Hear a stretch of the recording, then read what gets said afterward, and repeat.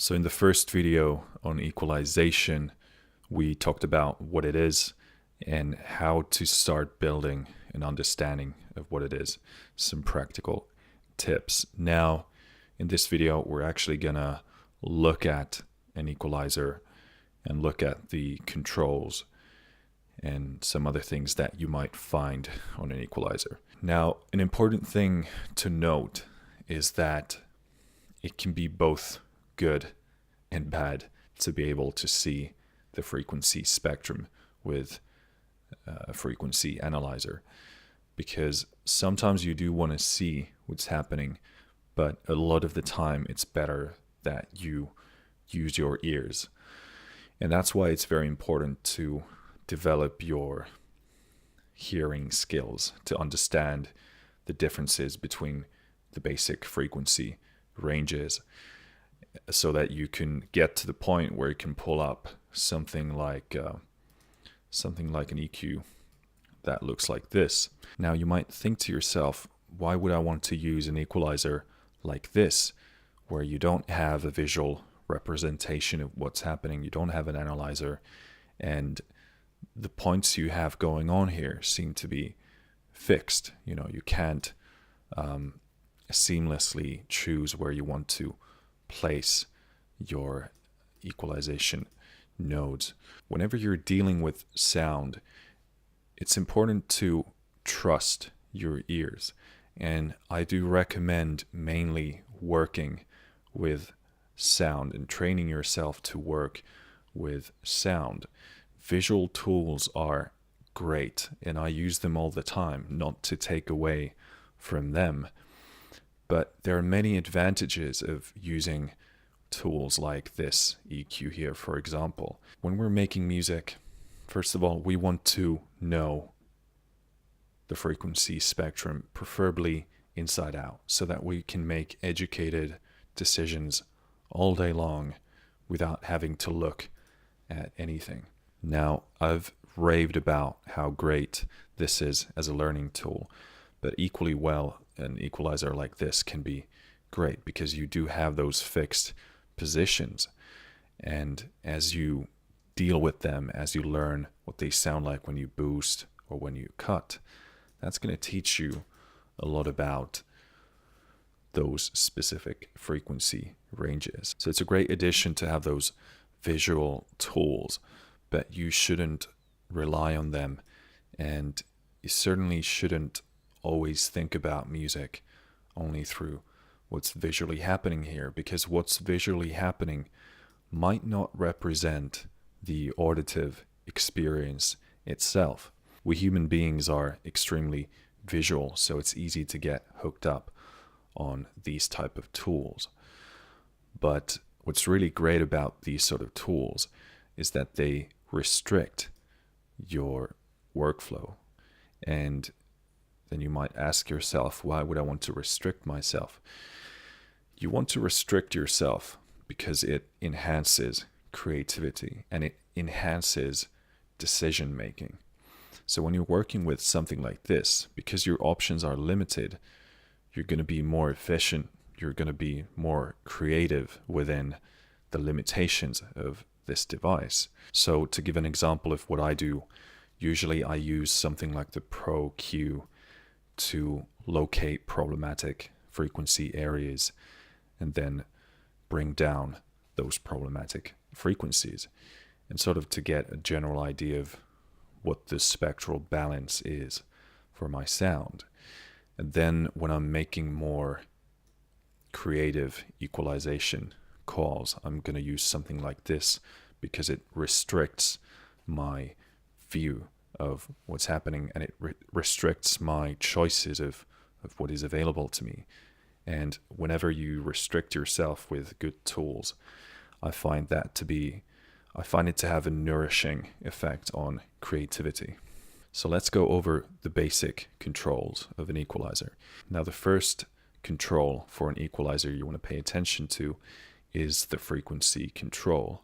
So with a plugin like this, you can seamlessly choose any frequency within the audible frequency spectrum. On an EQ like the CQ, you would choose your frequency based on these fixed positions. So you have 0.7 kilohertz, 1, 1.5, and so forth. And that's how you would choose your frequencies as opposed to choosing it with a control like this. Now, with something like the Pro Q, it allows you to place multiple nodes. So I don't know what the maximum is for this, but it's a lot. So it does allow you to sculpt a lot, but just because you can doesn't mean you should. It just gives you a lot of control over your sound, and when you're doing something more surgical, something more engineering like, something like that might be useful. But if you find yourself using 10, 15, 20 different EQ points, there's probably something else going wrong with your process unless you're doing something extremely exceptional. So if you compare that concept to an EQ like this, well, you have 3 different points here. And of course they are different tools, but if you find yourself doing copious amounts of EQ, then there's something probably wrong with the actual recording. Now, if you have to do 10, 15 EQ adjustments, then that's what you have to do. But please always approach EQ from that musical point of view. You should be doing things for a reason. The second control you're going to find on an EQ is gain. And that's precisely what it says.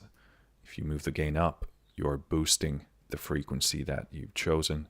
If you're moving it downwards, you're decreasing gain at the frequency that you've chosen.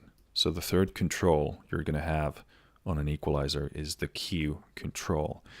Not all equalizers allow you to control the Q factor. So the Q control controls the bandwidth of that selected EQ band or EQ node. Now, you might ask yourself, why would you want to do that? Or what does it do? Well, it's a good thing to look at this visual representation because that's precisely what it's doing. Now, if you have a sharp Q, as you can see, we can really pinpoint on a very specific area of the frequency range. If you have a wider Q, it's going to affect not only the selected frequency, but the frequencies around that point. So it's going to pull down those frequencies in accordance to the shape of the Q. Now, as a starting point, it is often said that if you are cutting frequencies, you want to be using a sharper Q. Now, these rules aren't set in stone. I certainly find myself cutting stuff with a smoother Q, but it really just depends on the musical application that we're trying to achieve. But I think that's a great starting point to be cutting those undesired frequencies out with a sharper Q.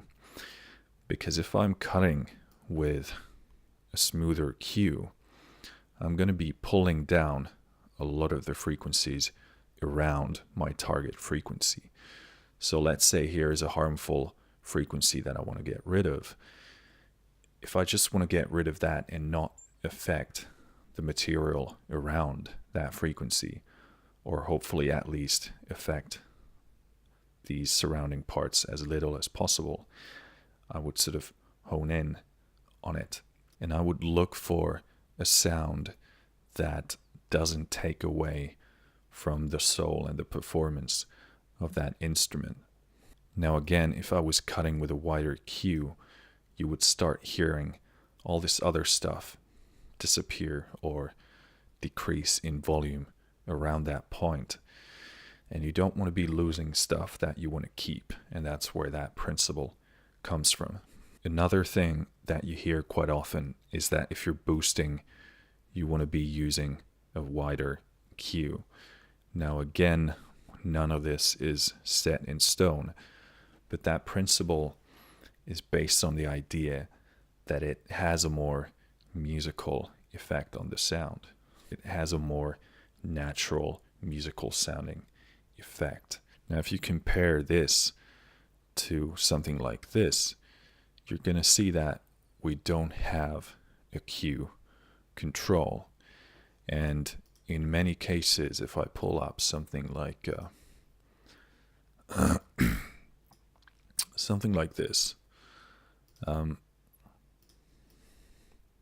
we don't have control of the cue parameter. So whatever we are doing, it is fixed based on the design of the unit. And that's why we might want to have several different types of EQs. So here we have a few other equalizers. I just want to show these to kind of show that they all have different settings and different type of stuff. Usually you'd find some sort of a similar configuration. Now, as you can see, this one has a cue control for this one specific high mid frequency band, and the same for the low mid frequencies. If we look at this equalizer, we don't have any control over the cue, so that is going to be, that fixed quality is going to be a part of the characteristic of this EQ. Right here you have two of the same equalizing bands, so you have a bit of a different opportunity to tweak your sound. The last thing to cover is low and high shelves. Now here we have a low shelf, and here we have a high shelf. Now they are precisely what the name says, so it's kind of a shelving shape that simply allows you to boost or cut your high and low end. So these can be useful if you find that your track simply needs a bit of a boost in the low end or a bit of a boost in the high end, or if you find that it has too much high end, you can slightly tuck it in, and the same thing applies to your low end. So most of the time you're going to find these shelving EQs on these type of more traditional EQs as well. So here you can again choose the frequency where you want to start ramping up the shelf, and you would boost or cut. This EQ allows you to choose a bell shape instead of a shelving. So a bell shape would be a kind of more traditional EQ curve. So it has that option. If it's off, then this works as a shelf. And we have our low shelf here, which again gives you that bell option. But you can choose where you want to start ramping up that shelf, and you can cut or boost.